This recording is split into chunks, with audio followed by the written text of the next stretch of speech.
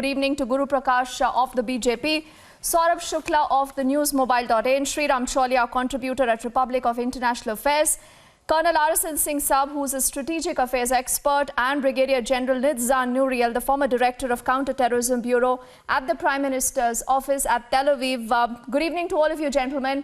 So we'll take this conversation ahead because a lot of important points that have come in so far as this big conversation and the exclusive with the envoy goes. And I want to get in first, Brigadier General Nitzan Nouriel. So what is your reading of what happened? Now, Ron Malkin says that some nations might be threatened by the bilateral ties. Is that also your assessment, sir? As far as we can say at that stage, using few elements, I can say the following. The fact that somebody used unknown terror organization, the fact that they do, I can say, a small-scale terror event, this is something that someone wants to launch a message. And I believe that this is the Iranians. I believe that Iran want to send a message to all players, including Israel. Hey, we are here.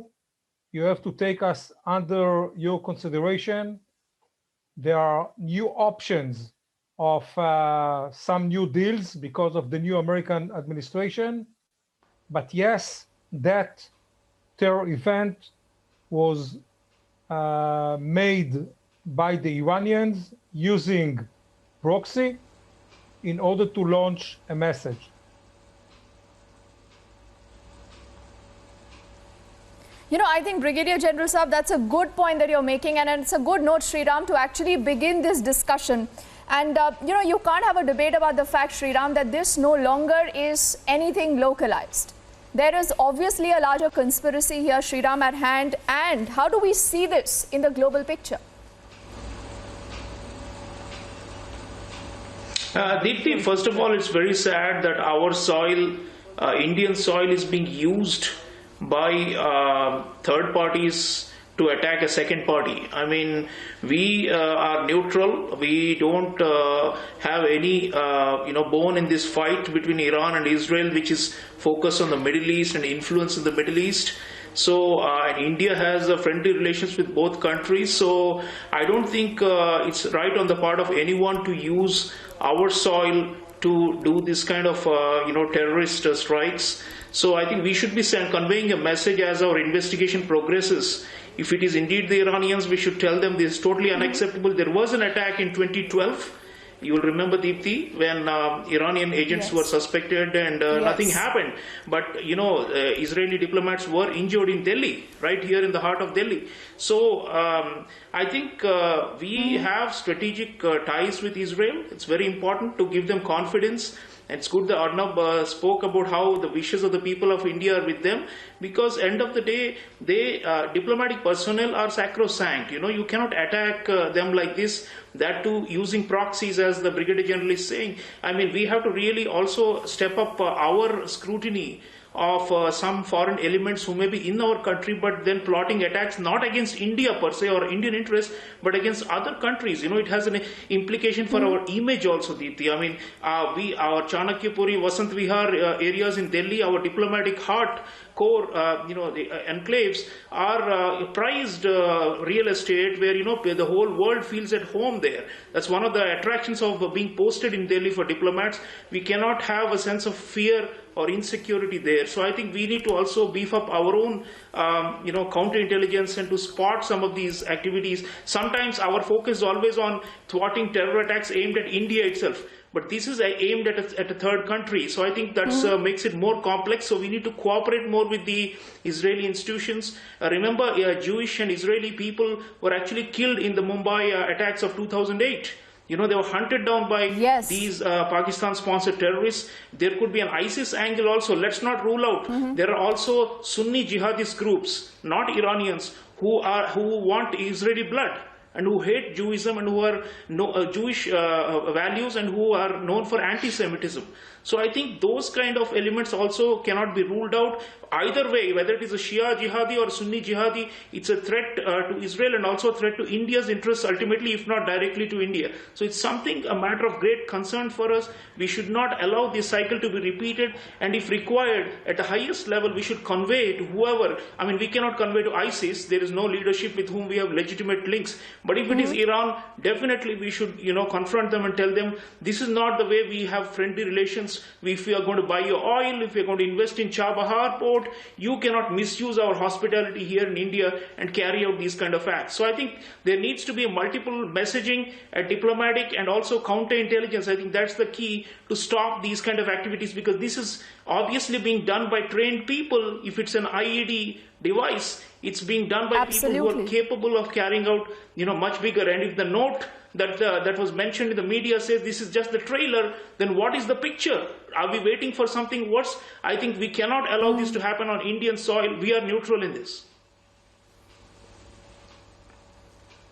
Sriram, I think you have touched a raw nerve, and you have actually, I think put the focus back on so many important points. And before I take it to Guru Prakash and to Saurabh, I want to take this to Colonel Arasan Singh Saab.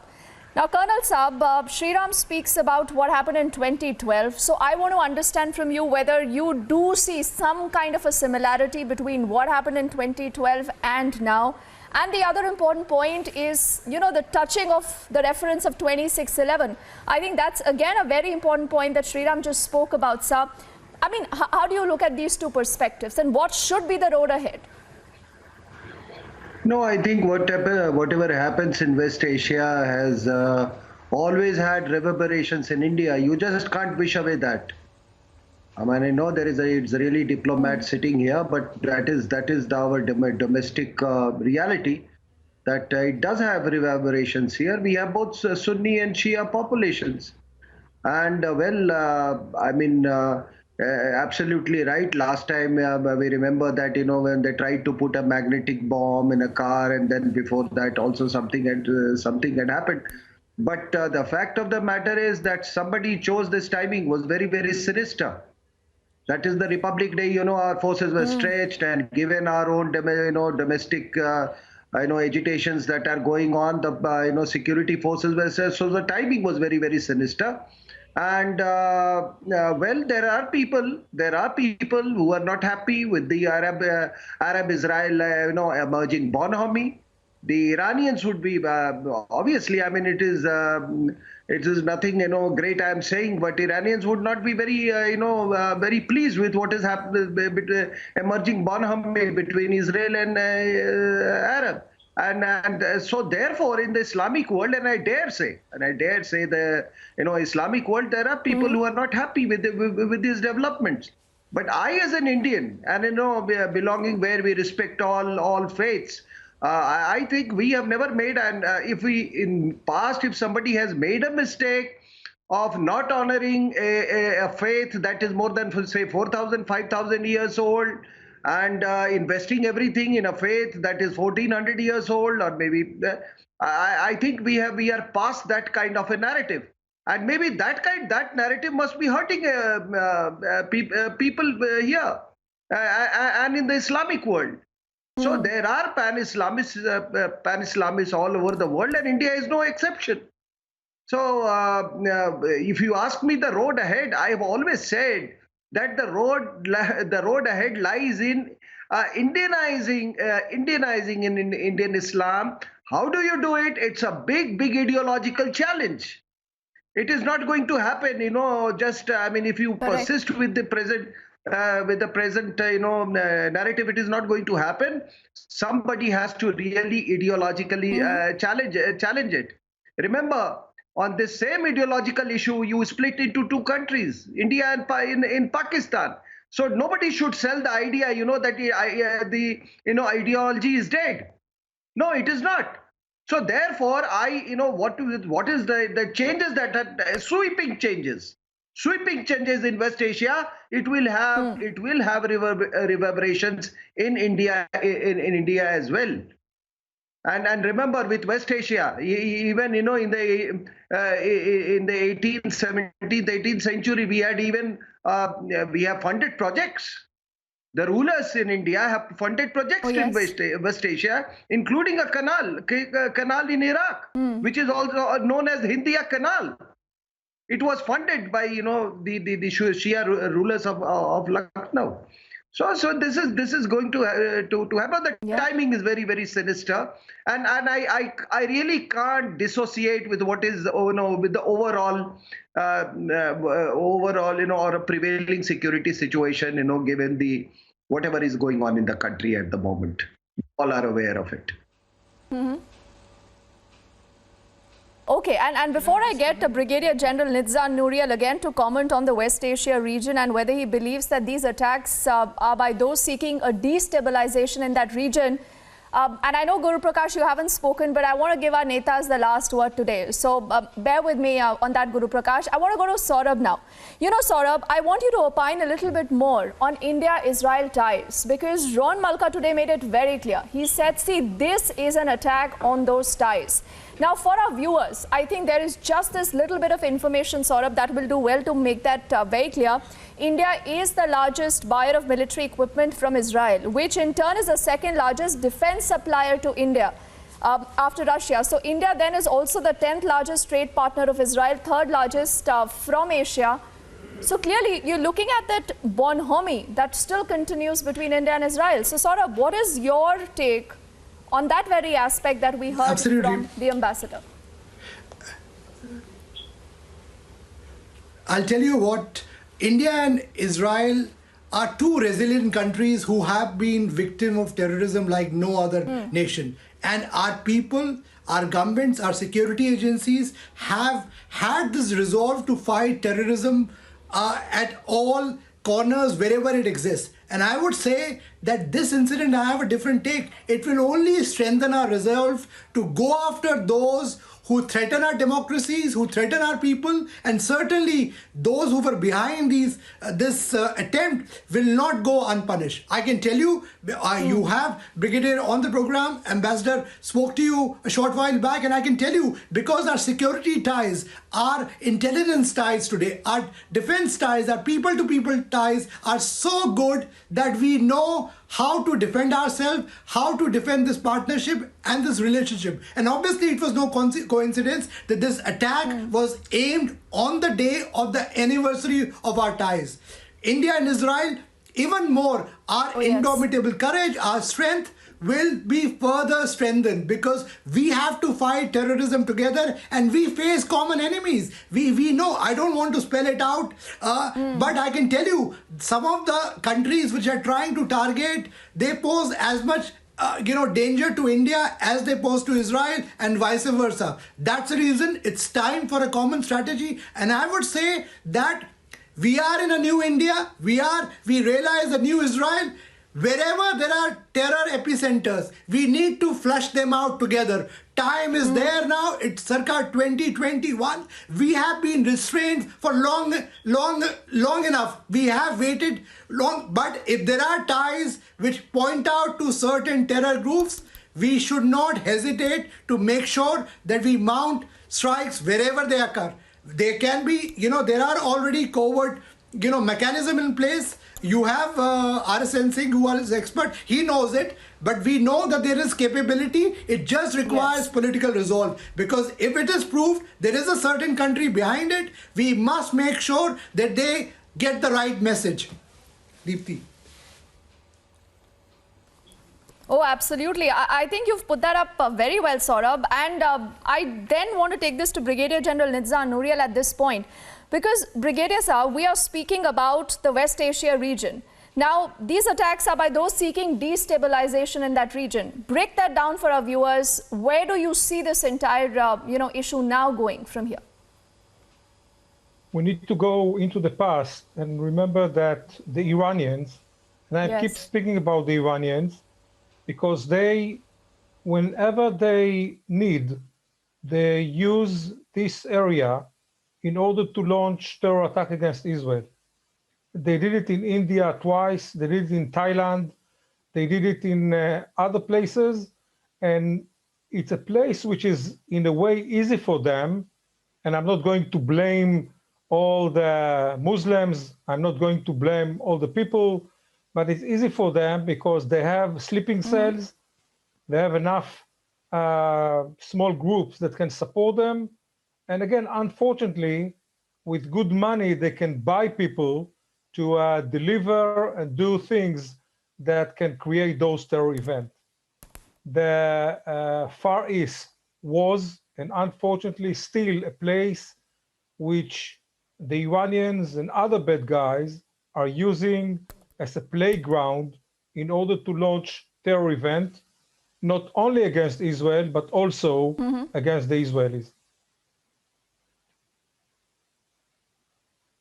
Oh yes, and again I'm reminded of what happened in 2012, and though remember, still the investigation is underway, and there are a lot of things obviously that can't be spoken about right now. Colonel RSN Singh Saab and Sriram, and Saurabh, you would agree, but somewhere I want to take this also, you know, to the domestic bit. This is where Guru Prakash, I want you to weigh in.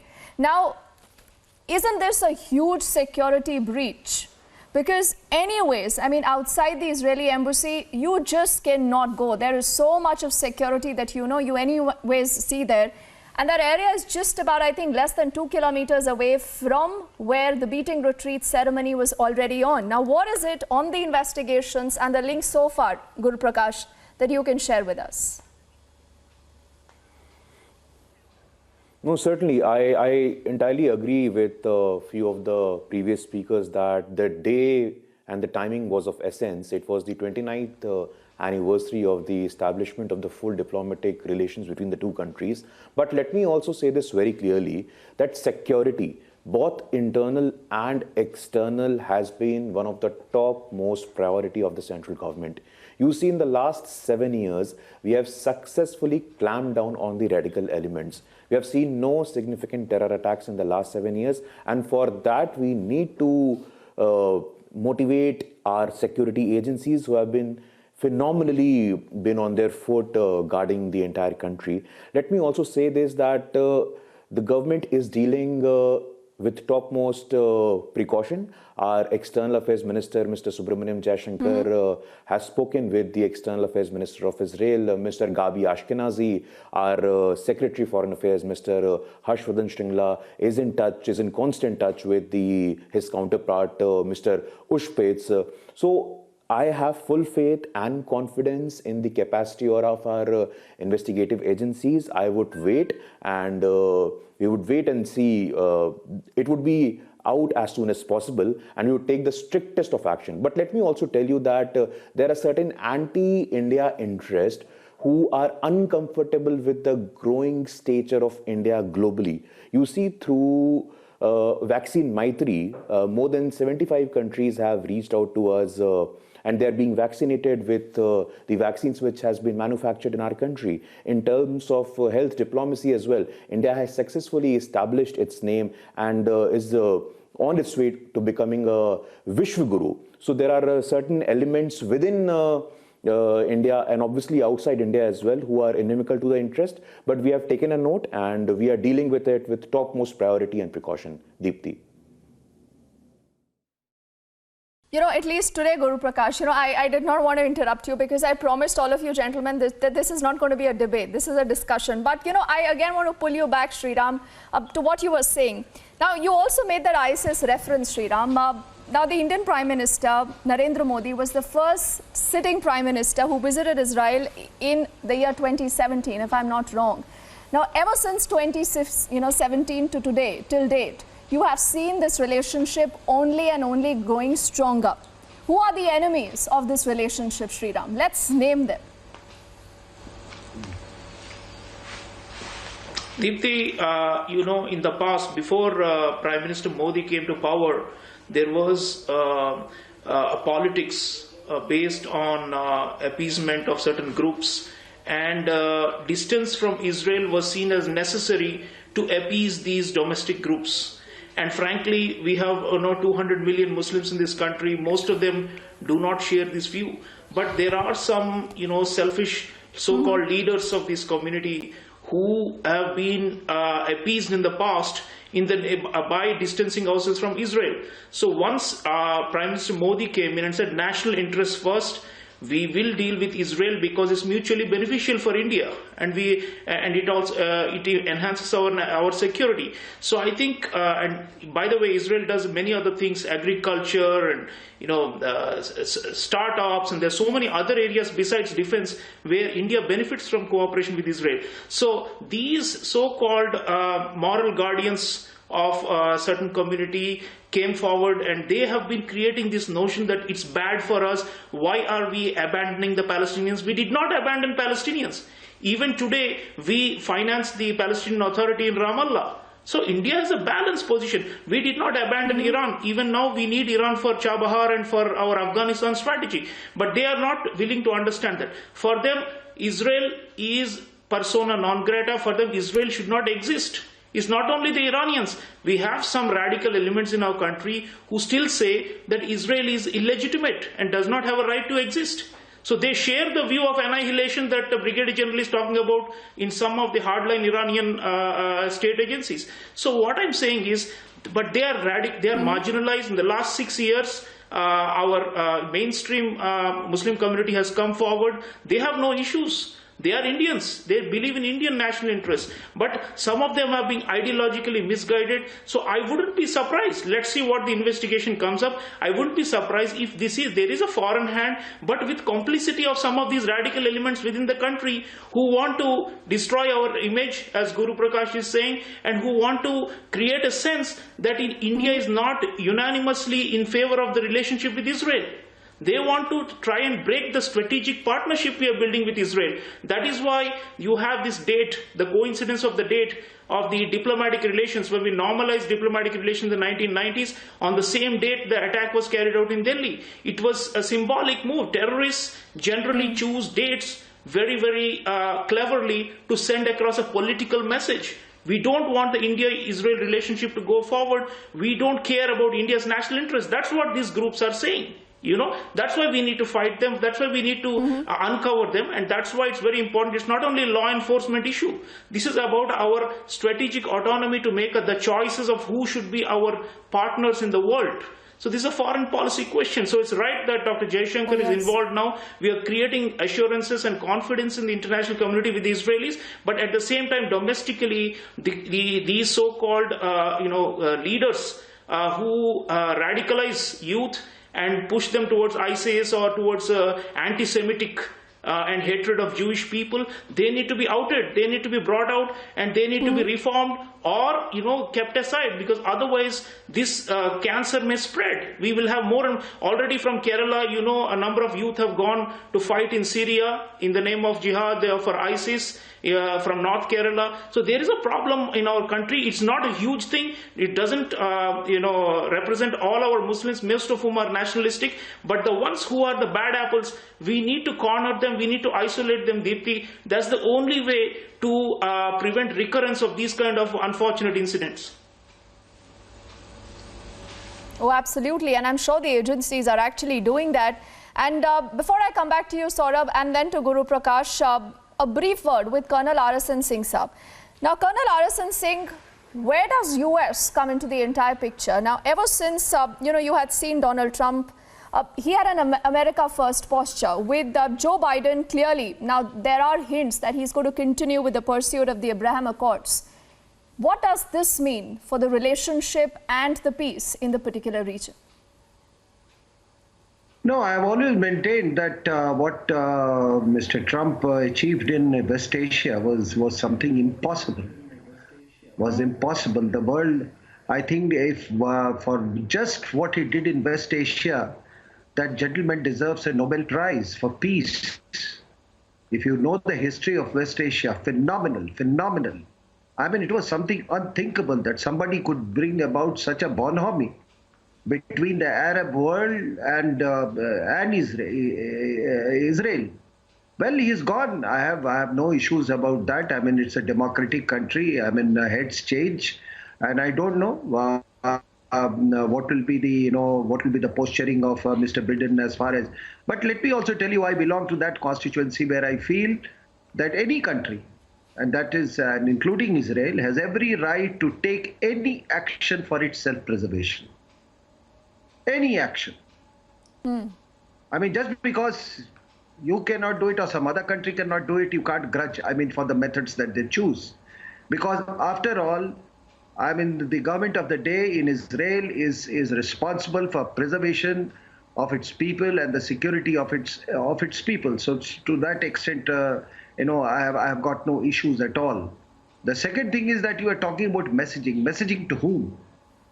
And yes, indeed, it was the messaging. I mean, I don't think the objective was, a huge blast, that kind you see in Kabul or elsewhere, with a explosive laden vehicle ramps into the gate and etc. But messaging to whom? Of course, to the pan-Islamic constituency. That look, anti-Semitism in India is still alive. And this means that please, to the pan-Islamic constituency, which is a very significant constituency, that please, I mean, don't be carried away by the Indo-Israel strategic partnership. So this kind of messaging we have seen for a very long time. And it's not a small problem. It's not a small problem. People are join. If 22 people go and join ISIS in Kerala and people go to Syria, pan-Islam is a threat. You can't run away from. And please don't, I don't want to get into the few people, few this thing. And Yes. this few business hasn't stopped for last so many years. There is a threat all over the world. There is an Islamic, pan-Islamic threat. All countries are facing, and India is no exception. That's a valid point, sir. Yes, and only because I'm running out of time, but I want to give the last word to Brigadier General Nitzan Nouriel. Brigadier General, what happens from here on, and what is your opinion about what possibly could here be the target? What was the messaging? And what does this do to our ties? Because, in all likelihood, everything that has happened in the last 24 hours, Brigadier General tells us that India and Israel are only coming closer and closer no matter what. I believe that the cooperation and the relationship between India and Israel will stay strong and even will become more stronger. So I'm not concerned about that at all. The message was to many players. To the Israelis, watch out. We know that you did few things that we don't like, so we can do things against you. The message was for the Indian government, don't support the Israelis. The message is for any state on earth coming from the Iranian. If you have Israelis in your soil, they can become a target. This is the message. Yes. And from the Israeli perspective, like always, we need to increase the level of security. We need to increase the level of cooperation. Yes. And I'm sure that sooner than later, we will find those who did it. And with the support of the Indian agencies, they will be punished. Absolutely. Yes, that's a good note to end this conversation on. Apologies to Sriram and Guru Prakash. I just could not come back to you, gentlemen. But it's been an enriching and a learning conversation. Thank you to all of you.